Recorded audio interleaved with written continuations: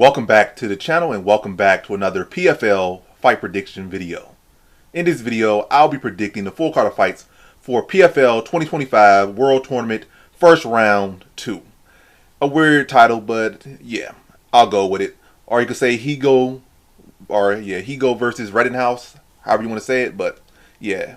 PFL card, going to predict the full card of fights. So yeah, let's get right into it. Alright. First fight we have in the bantamweight division, an tournament alternate spot. Like they're battling for a tournament alternate spot in case someone gets injured, falls out, test is positive or something. But yeah, bantamweight division alternate spot on the line here. Marceli Alves versus Wilson Ndregjoni. But yeah, that's why I'm going low confidence Alves to beat Wilson. Seem pretty evenly matched.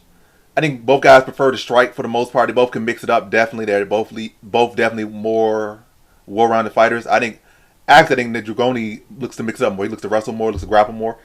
But yeah, this low confidence fight. I just feel like Alves' level of competition has been better. That's about it. I feel like they match it pretty well. Ndregjoni has a little bit more power. I think Alves a little bit faster. Match it very well, but I would rate Alves' level of competition very well. And I think he did well against a solid opponent in his last outing despite a loss. Like, I think he did well enough. But not very confident one, but I think Alves is going to be a little bit quicker, a little bit sharper. And I think that experience against better competition is going to favor him. And I see him edging a very close fight over Wilson. So, in this one, I have Marceli Alves via decision. Now to our next fight we have in the women's flyweight division. We got Elora Dana versus Diana Avsaragova. And how do I feel about this one right here? I'm going low confidence Elora Dana to beat Diana Avsaragova. And let's say about Avsaragova. I feel like Avsaragova, she only has one loss, so it's quick to kind of counter out a little bit. But she actually is the favorite right now. She's probably going to shift to the dog. We don't know. Either way, it's probably going to end up being a pick 'em as it is right now. But right now, Avsaragova is a very small favorite. But yeah, she was undefeated. She had some hype behind her. But yeah, I feel like outside of that Gaff win, I feel like none of her wins have been truly that impressive against, what's her name? Lara. No, it's good competitive striking battle, but I feel like she didn't attempt to do no wrestling. The Jessica Keach fight, she didn't initiate no wrestling. And especially in the Keach fight, she allowed Keach to just dictate the whole pace of the fight. And she didn't try to wrestle. She didn't try to press Keach at any point in the fight. And just allowed the fight to just slip away from her like this, no effort. And I feel like that might be a tendency of her. Again, you're dealing with fighters like, you don't really know too much. So a lot of things could happen this one, but I do like Elora Dana. From what I've seen from Dana, she does not look the most polished, but she does seem bigger. She does seem like she has way more power than Avsaragova. Does look a bit longer, and she definitely looks to mix it up more. She's definitely a fighter that looks to trade and not just sit on the back foot with no real good counter ability. Like, she's gonna go out there, she's gonna be aggressive. Might be a little bit sloppy, but she's gonna be out there and be aggressive. And Keach did a similar thing. Keach, like, up there in age, smaller, was still pushing her against Avsaragova, and Gova was like, again, not really giving her nothing back. It is not like Dana is just some sloppy fighter, some sloppy, chinny, no skill fighter. Like, she's just has good size on her, pretty decent grappling, definitely got a big power in her punches behind her, and she got good kicks as well. And yeah, I think she's going to overwhelm Avsaragova. I feel like Gova has a tendency, she's too accepting of the back foot when somebody's aggressive, and I think that's going to really neutralize. Like, when somebody can really push her and has the power to hurt her and give her something going at her and she has to respect it, I feel like Avsaragova kind of shut down. I think that's definitely what Dana's going to look to do. And I also feel like Dana's going to show improvement. I feel like Avsaragova has just been showing, like, she's been declining. And Dana seems like a fighter, like, she has the build, she has all she has everything she needs, she just needs to get better. And not saying she's a bad fighter, but I feel like she still can get better. But I feel like Avsaragova just, you had the stuff to get better, but I have not been seeing you put any work, or from what I've seen in your fights, or your last fight in particular, I've seen only decline, no improvement. I see, improve this, improve that, improve footwork, improve boxing. Like, everything works. Just like she just lacked the desire. And I feel like Elora Dana has that hunger. She has that desire. She will be pushing the pace and fight. And I think she'll be able to crack Avsaragova and then sub her. I'm going to say second round sub, club and sub over Diana Avsaragova. So, in this one, I have Elora Dana via second round submission. So, yeah, her. It might have highlighted over there, but I'm picking her right here. But next fight we have in the women's flyweight division, we got Jenna Bishop versus Kana Watanabe. And how do I feel about this one right here? I'm going low confidence Kana Watanabe to beat Jenna Bishop. Bishop is definitely the better judoka, without a doubt. Without a doubt, better judoka. But I think Kana Watanabe is the better overall grappler. Keyword overall grappler, especially in the MMA sense. She has way more experience in MMA. She is younger. Neither of them are young. I think Bishop is like 39. Watanabe is like 36, like 3 years younger, maybe 3 to 4 years younger. Taller, longer, more well-rounded. She has much more experience striking. I think Watanabe, really the biggest issue in Watanabe's game is definitely her striking defense. But she don't have to worry about that too much with Bishop. Bishop is old. Very limited experience. Hasn't really shown too much of a threat on the feet. Hasn't really shown a good punch. So Watanabe can get away with being sloppy, chin in the air, and just be swarming her with volume and pressure. Like, she got to respect the judo Bishop. I think Watanabe can out-scramble Bishop a bit in Light's position, make them more funky, with the MMA grappling side of things. Whereas Bishop is more so just like judo based.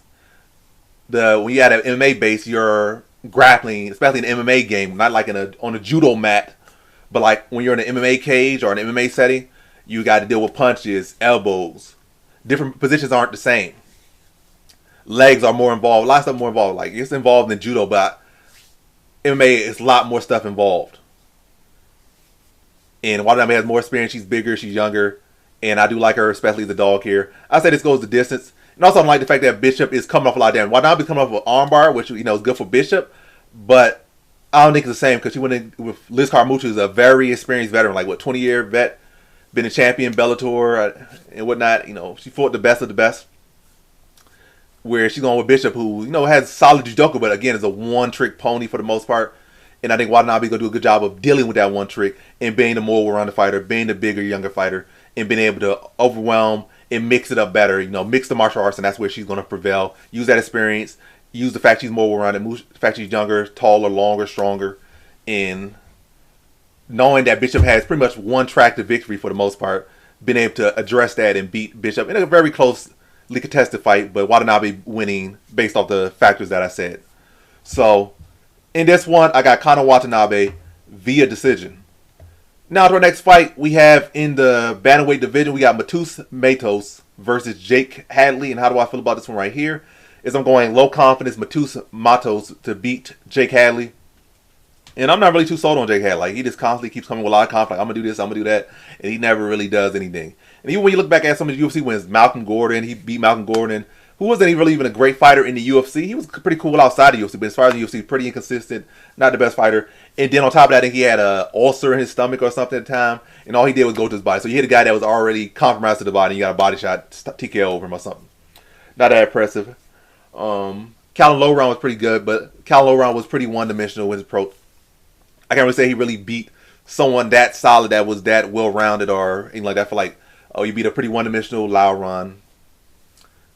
We know it's good to show that you can improve your takedown defense a bit and beat him. And Mitch Raposo with 0-3 in the UFC. Solid, okay fighter, but still was green at the time. So I can't really look at any of Hadley wins as that impressive. I feel like Mattos has been fighting good competition. Matter of fact, Mattos has been fighting better competition. He fought like Magomedov, I think that's his name. But a guy who beat Petr Yan. Lost a relatively competitive fight to him. Lost a very competitive fight to Kasumov. And he also lost to Petr Yan. He gave all those guys competitive fight. Like, he's been fighting guys that, world championship level. I don't think Jack Hadley ever fought anybody that's world championship. Like, obviously Petr Yan is former world champion now. That was probably before he was world champion. But even probably before coming to UFC, Yan was already like a championship level. Magomed was already championship level. Kasumov, I don't think he's there yet, but still.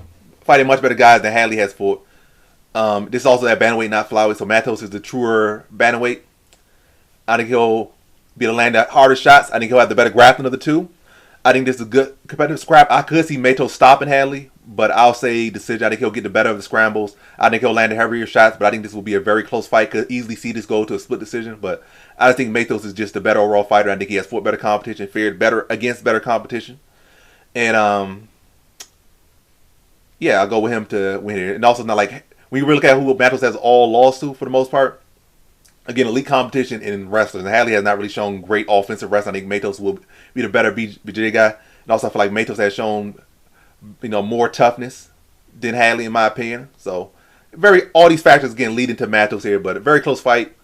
Could see a split decision And if it's a finish, I think it leans to Mattos a finish, maybe like a sub.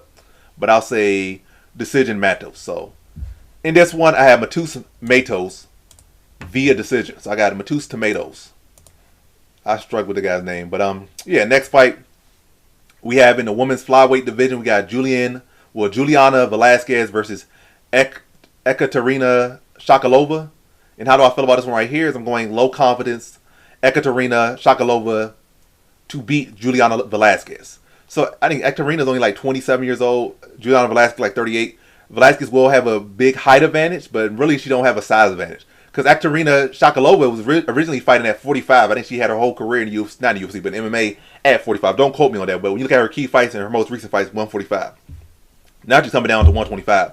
She's only 27, a lot of upside to her. She's definitely the better wrestler. She fought, I think full competitive Sambo at a pretty high level. I think she's a world champion Sambo practitioner, like a world champion at least one time.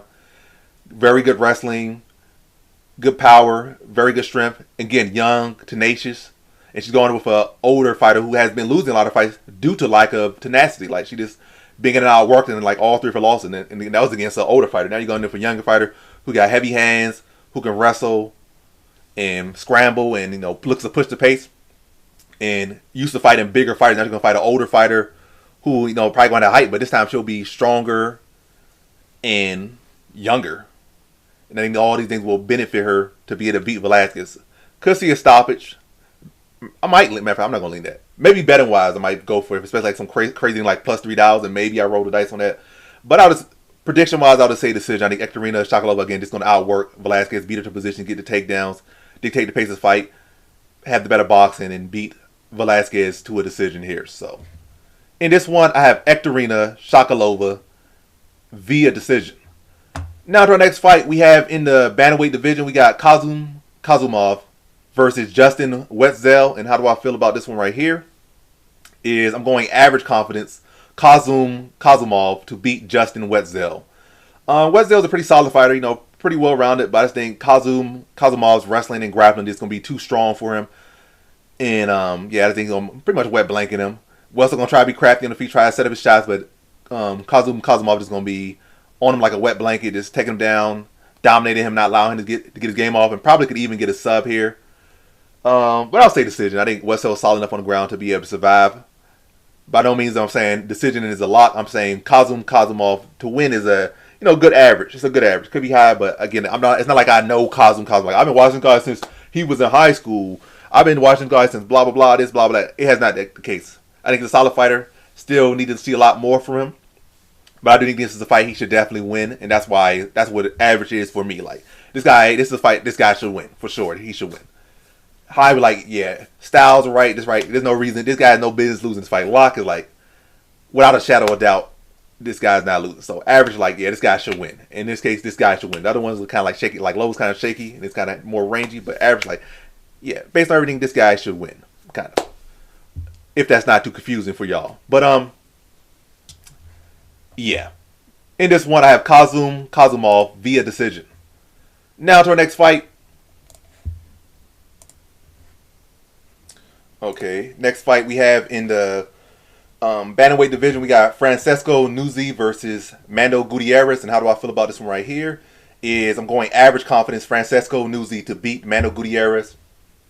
Gutierrez is a good, scrappy fighter, but I just think Francesco Nuzzi just the overall better fighter, better striker, better grappler, and the better overall package. I think he'll be able to pick apart Gutierrez, club and sub him, and get him out of there in the first round. So in this one, I have Francesco Nuzzi via first round submission. Now to our next fight, we have in the women's flyweight division, we got Liz Carmouche versus Joanne. And let's go get to the point. High confidence Liz Carmouche to beat Joanne. There's really nothing that Joanne has over her. Like, she don't have the striking, she don't have the grappling, maybe the youth, that's about it. And not even that, she don't have much of that over her. So Carmouche can win this, knock her on the feet. Carmouche can win on the ground, she can win the wrestling, she can win the jiu-jitsu, like the experience, every single facet of this game. Liz Carmouche just has a huge advantage over Joanne. And it should just be a walkover fight for her. Hey, it's a fight in the day, it could be competitive, it's not gonna be easy. It's obviously easy to say that sitting at a computer. But by all foreseeable things, outside of injury or something crazy, Liz Carmouche should be able to dominate this fight, win it. And I'm gonna say, I'll say she's been subbing people more lately, but I'll say TKO. I'll say second round TKO for Liz Carmouche. So In this one, I got Liz Carmouche via second round TKO. Now to our main event, we have in the bantamweight division, we got Leandro Higo versus Josh Rettinghouse in the bantamweight division. And how do I feel about this one right here is, I'll go average confidence, a little bit reluctantly. Average confidence, Leandro Higo to beat Josh Rettinghouse. I think Rettinghouse, pretty well-rounded guy, pretty experienced guy. He's been around the ballpark, just like Higo has been around the ballpark. They both have some pretty credible wins on their record. But I feel like Higo has fought better competition, has beat better competition. But both guys, again, have been around the park, fought some of the best guys in this division and outside this division. And they look to test themselves in, high-level organizations, whether it be Contender Series, Ultimate Fighter, or Higo in Bellator and PFL. Again, they fought some of the best guys, beat some of the best guys, but yeah, I gotta go Leandro Higo. I just feel like he's just overall better fighter. I feel like Rettinghouse might have a slight grappling advantage, but Higo definitely has a better strength of schedule, better momentum currently. He packs more power. I think he's a cleaner striker, faster striker. And I think he's a more athletic, more dynamic guy. I think he'll be the guy that could, Rettinghouse might be a little bit more technical grappler. I think Higo can get the better of the scrambles and, do a better job of dictating where the fight takes place and do a better job of getting the time to Rettinghouse so, he can stop the takedowns, intercept the takedowns, intercept the strikes and land his own strikes and, set the tone for the fight and maintain that tone. But a fight, again, between two veteran fighters that have been around the game for a long time. Both guys have had big perspective, especially Higo. Higo, like, at one point was a guy that you could see, he might fight for the championship one day, or he might be, he go to UFC and do like, he's one of the guys that, definitely had a lot of talent, a lot of eyes on him. Obviously, neither of them lived up to it fully, but hey, they're still here. They're in the tournament. Winner goes to the next round, and then possibly one of these guys can upset and be the champion for this year. Possibly. But I got to go Higo here. Again, I just feel like overall he's just a better fighter. Again, Rettinghouse might have a slight grappling advantage, but Higo has a significant athletic advantage. Higo should have a power advantage. He should have a striking advantage. And solid after ground game. And on top of having that athletic advantage, that'll allow him to get the better of that, at least as far as getting stuffing the takedowns, out scrambling, getting into positions, beat him to the punch. And yeah, been a more dynamic striker. And I think he beats Rettinghouse via decision here. So in this one, I have Leandro Higo via decision. And so that concludes my fight predictions for the full card of fights for PFL tournament, PFL 2025 World Tournament, first round 2. Thanks for watching. Like, comment, subscribe, and come back for more videos. Peace out.